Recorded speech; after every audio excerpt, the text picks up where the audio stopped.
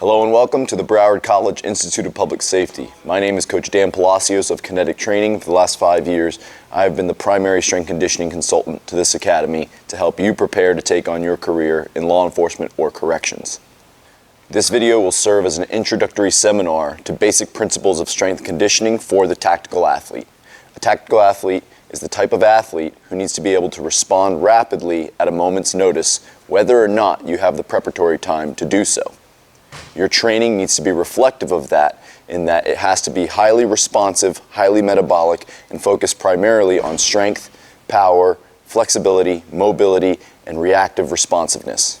In this introductory seminar, we're going to focus on a few integrative techniques that will allow you to better achieve the results you need to for your profile examinations while also preparing for a 30-year career in law enforcement or corrections.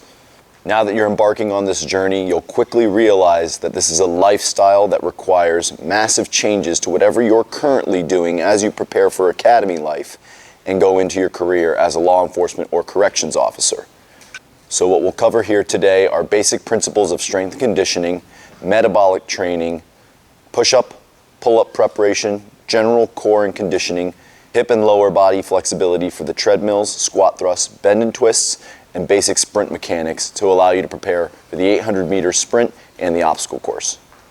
We'll also cover basic nutritional principles for performance for a tactical athlete to help you reduce the amount of systemic stress internally in your body, but also prepare for the workouts that you're going to take on during this academy time. So as we approach the basic mentality behind preparing for the profile examinations, we have to consider specificity of training. We have pull-ups, push-ups, sit-ups, squat thrusts, bend and twists, treadmills, the 800-meter sprint, and the obstacle course. These are very specific exercises that your training needs to be reflective of in order to prepare adequately and score that 100% that you're trying to achieve on the profile exam. We can generally break the profile down into simple principles of strength conditioning for push, pull, squat, lunge, hinge, twist, walk, run, and sprint. These are basic primal movement patterns that we can develop during our workouts that will better assist you not only in the profile examinations, but in your career as a law enforcement officer or corrections officer. Most of our workouts will be 3 to 4 times a week, focusing on push and pull mechanics in the upper body and lower body, while adding some rotational aspects to our training as well.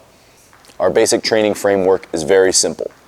We need to have a general warm-up, some kind of myofascial release or central nervous stimulation that requires manual manipulation of the muscles. That's muscle scrubbing, rubbing, foam rolling, using some kind of a massage device to prepare your muscles and wake up your central nervous system, proper breathing techniques, a dynamic warm-up, and then the general framework of your workout itself, which will typically include 3 to 4 circuits of some kind of resistance and metabolic training, as well as a cool down.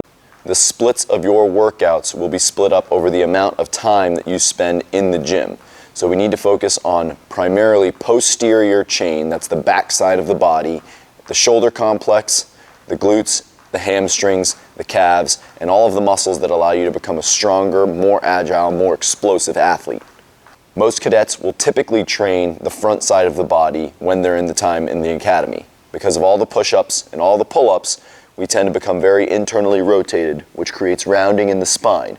We need to create flexibility in the front side of the body by strengthening the back and stretching the front. You'll be doing plenty of push-ups during your time here at the academy, so we need to prepare accordingly during the hours you're training by yourself. Whether you're in the academy gym itself or at home, you do need to be doing auxiliary training to help benefit your posture and increase your performance while reducing the risk of injury. This mindset behind posterior chain training will primarily focus on 3 to 4 exercises pulling to every 1 exercise pushing. That means that if we're doing a circuit for push-ups, we may do our push-ups first, followed by a posterior band pull, a bent over row, and potentially some kind of pull-up exercise as well. Any of our pulling exercises are going to focus primarily on the shoulder blade complex, retracting and creating stabilization throughout the entire shoulder blade. When it comes to lower body mechanics, we need to focus on hip extension and generating the amount of force required to move faster down the track or move explosively towards our target, as well as be able to decelerate effectively as we approach that target. So let's go over some of the basics of our general workout framework here at the Broward Academy. We have our general warm-up, our central nervous system stimulation and myofascial release period. We have our dynamic warm-up, our workout, and our cool-down periods. We'll cover a few exercises in each section that makes sure that you prepare adequately for the push-ups, the pull-ups, and the rest of your academy testing. Here I have a device known as the breath belt, which is designed to create better contraction throughout the entire torso musculature to help you stabilize your spine and perform better during any exercise. By having the breath belt on, you create an opportunity for diaphragmatic breathing and better spinal stabilization, as well as more powerful breathing patterns that allow you to perform on each and every test throughout each and every workout. The breath belt is simple. You strap it on, feel the resistance against your diaphragm and your core, and teach your body to nasal breathe. That's breathing in through your nose and out through your nose, as well as properly contract your diaphragm and core musculature to resist the belt. Many people use waist trainers or traditional weight belts to help support their spine during their workout, but this teaches the core musculature to essentially shut down and stop working. The breath belt assists you to learn how to properly stabilize your spine on your own, whether you're wearing it during your training or taking it off and training without the breath belt. We would apply a similar technique with something like a traditional knee band or hip circle band that provides elasticity and resistance that can be slipped on the lower abdominals or upper abdominals where the diaphragm is in order to create that similar resistance. We'll wear something like the breath belt during our general dynamic warm-ups and general warm-ups to help prepare those muscles to prime and breathe properly while also lengthening the muscles at the same time and creating a better environment for mobility and flexibility. So let's cover general warm-ups. We want to do a 3 to 5 minute general warm-up just to increase the blood flow throughout the body, increase the core temperature, and create some plasticity in every single muscle throughout the body. You have a few different cardiovascular machines available to you here at the Academy, including the Stairmaster, the treadmill, an elliptical machine, the rowers, and the Echo bikes. Each of these is a valuable tool for creating a general warm-up as well as a metabolic conditioning environment later on in your training. Your general warm-up doesn't need to be incredibly intense, just enough to increase your heart rate and create blood flow throughout the entire body, but it should increase in intensity as you continue throughout the warm-up to create an environment for your body to perform well during your exercises in the actual workout.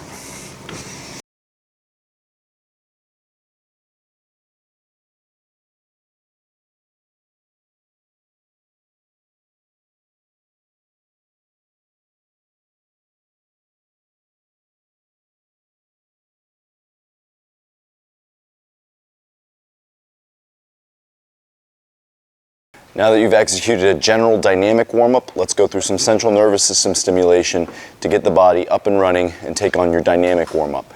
We want the central nervous system to be awake. We want your breathing complex to open up so you can breathe better oxygenate your system, remove your body from fight or flight mode, and manage the stress induced by the general warm-up as well as other workouts. These same techniques can be used as productive recovery between sets during the workout to properly prepare the work for the next set.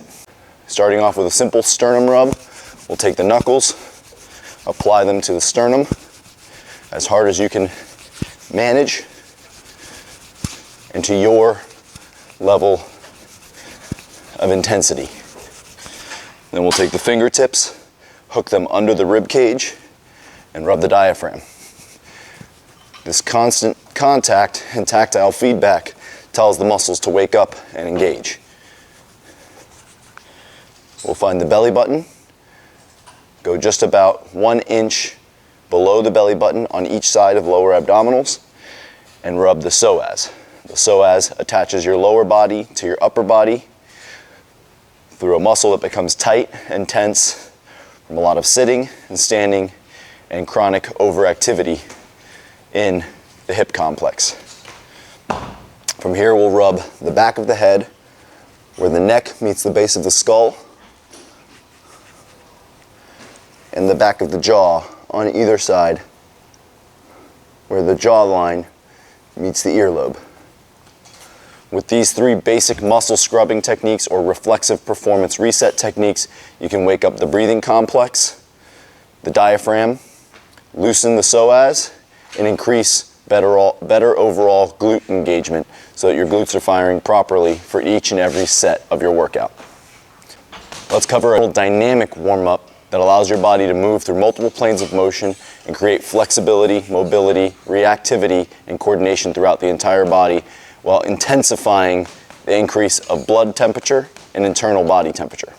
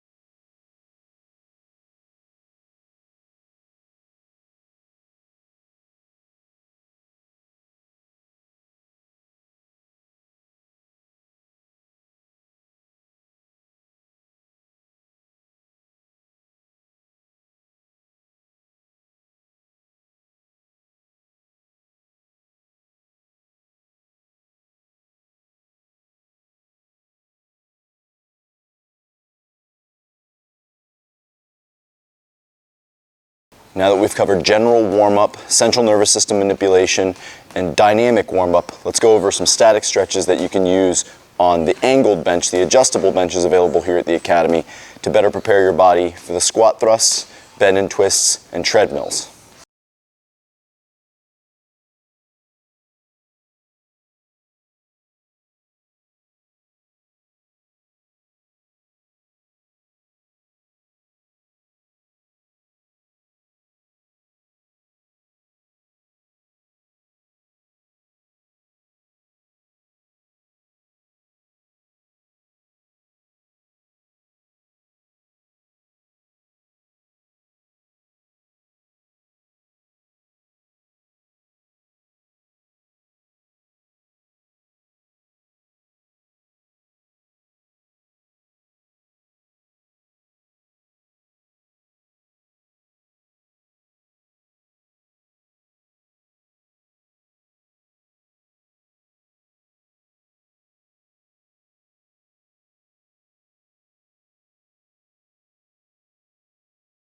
So now that we've completed a basic warm-up, our central nervous system manipulations, and our dynamic warm-up, let's get into a real workout that focuses on basic aspects of strength, mobility, flexibility, and metabolic conditioning. We want to have all of our key aspects of pushing, pulling, walking, running, and sprinting, and make sure that our heart rate comes up, and then we recover for the next bout of exercise by including our RPR, or central nervous system manipulations. We'll start off with a basic suspension row, making sure to squeeze the shoulder blades back, control our tempos, and create strength throughout the gripping and shoulder blade muscles.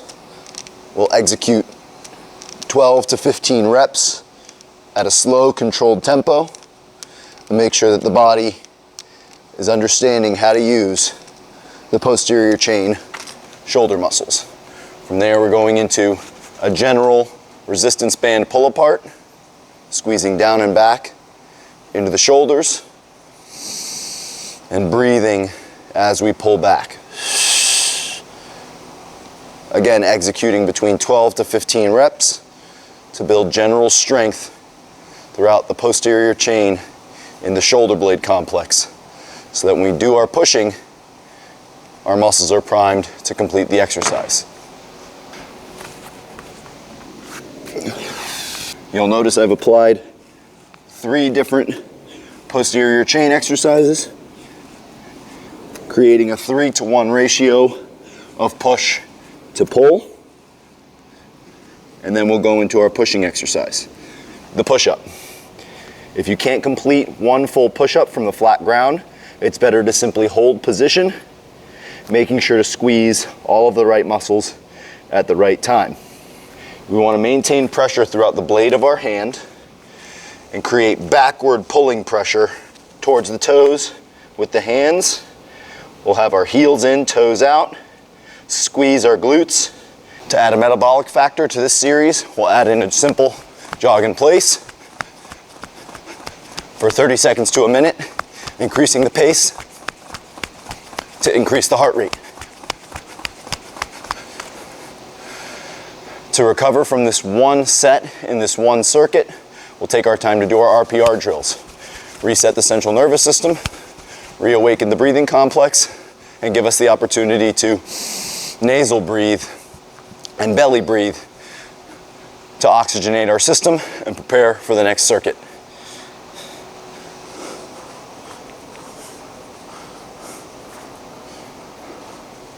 So that covers our general workout framework from an actual strength conditioning, warm-up, central nervous system perspective. So let's talk about a little bit about the cool down.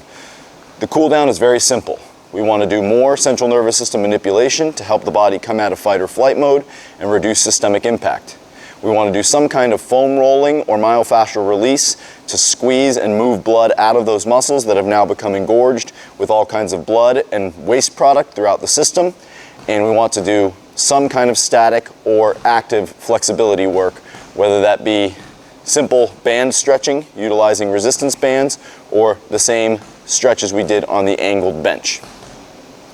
To recover from our workouts, we cannot ignore the nutritional aspects of our training.